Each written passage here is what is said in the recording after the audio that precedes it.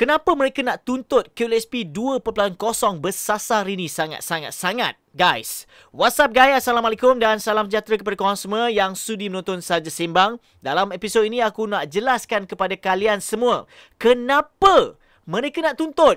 Apa yang ego sangat sehingga sukar buat keputusan tepat dan juga cepat?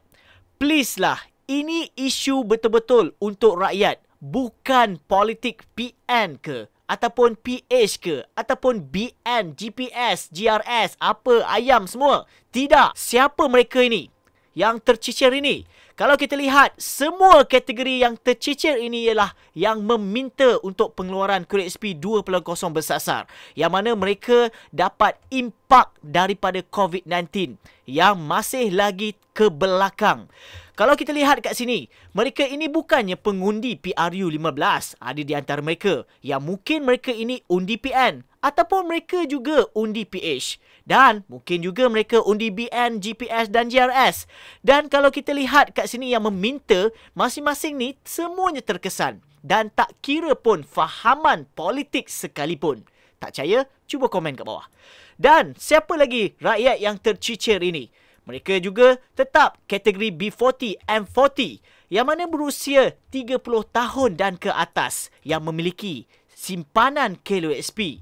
Antara mereka mungkin sektor swasta, ekonomi gig dan bekerja sendiri.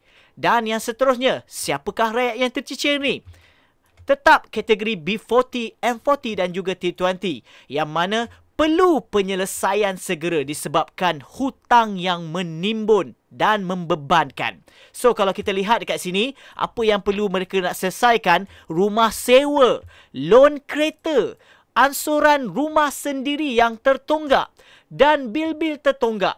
Malah, baik pulih kenderaan yang terbengkalai, yang mana mereka merupakan mangsa-mangsa banjir dan juga lain-lain. Ataupun mereka perlukan untuk perbelanjaan perubatan dan juga yuran pendidikan anak-anak. Lagi-lagilah anak-anak baru sahaja masuk sekolah yang masih lagi mereka belum bayar sepenuhnya. Dan siapa lagi yang rakyat yang tercicir? Mereka juga tetap golongan B40, M40 dan juga T20. So, bagi mereka pendapatan mereka telah mengecil. Kalau kita ikutkan waktu dulu, gaji mereka telah dipotong. Pendapatan dah tak sama. Malah bagi kategori isi rumah pula, satu sumber pendapatan pula. Mungkin ada di antara mereka ini pasangan masing-masing dah tak bekerja dan diberhentikan kerja. Dan kesan banjir sejak PRU15 sehingga sekarang ini, malah kos sara hidup melambung tinggi. Dan mungkin ada di kalangan mereka tak mampu kerja disebabkan faktor kesihatan yang mana kesan jangka panjang COVID-19. Dan apa kesan kepada mereka tercicir ni sekiranya jika mereka ini tidak dibantu segera?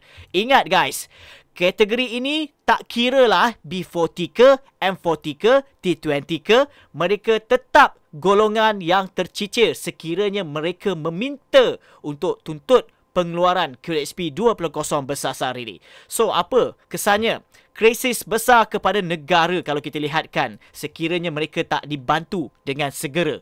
So, kalau kita lihat, poin yang pertama, mereka bakal hilang tempat tinggal dan kenderaan. Maka di sini jumlah gelandangan semakin meningkat.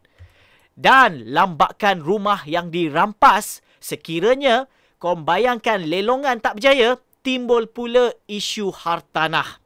Malah, kalau kita lihat, sekiranya pinjaman tidak berbayar, kesan pula kepada sektor perbankan. Dan apa kesan lain? Sekiranya mereka ini tak dibantu segera, malah memberi kesan kepada orang lain juga.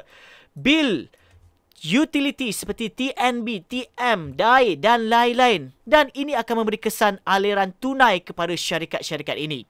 Malah syarikat-syarikat ini mungkin tak mampu nak tampung perbelanjaan bayaran gaji, bayaran orang kata sewa dan sebagainya. Malah akan timbul pula isu yang lain, membuang pekerja-pekerja pula. Dan impak negatif bagi mangsa banjir, terpaksa bina dan bangun semula. Dan juga bagi kesan negatif kepada fizikal, mental dan rohani mereka juga. Dan apa kesan pesan kepada mereka yang tercicir jika tidak dibantu segera. Akan lahir generasi tercicir membantutkan perkembangan masa depan negara dan juga kesan negatif pembangunan sosial ekonomi dan politik negara. Masih nak memikirkan soal ego politik yang masih lagi tidak matang. Please lah, ketepikan itu semua dan fikirkanlah nilai kemanusiaan rakyat sendiri yang terhimpit sekarang ini. Ingat, bukan kita nak minta ataupun nak dengar cadangan untuk akan datang atau untuk masa depan. Bukan untuk hari tua, tetapi mereka nakkan sekarang ini.